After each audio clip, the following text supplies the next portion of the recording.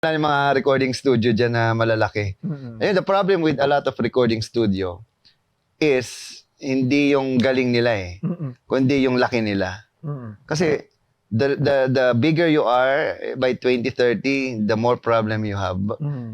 Kasi yung tinatawag, di ba, businessman tayo. Alam mo yung kapag malaki ang overhead mo. Yeah. Di ba? Totoo.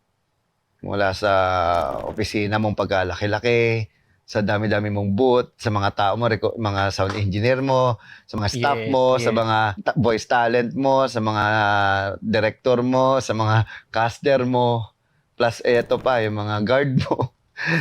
Andyan pa yung mga board mo sa company mo, andyan yung presidente, vice presidente, board member.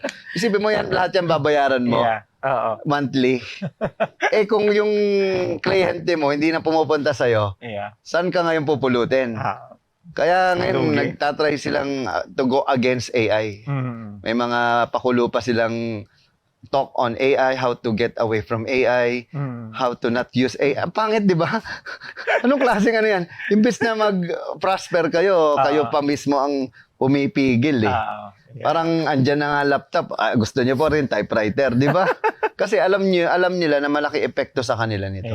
Tatamaan kasi. Ay, talagang tatamaan.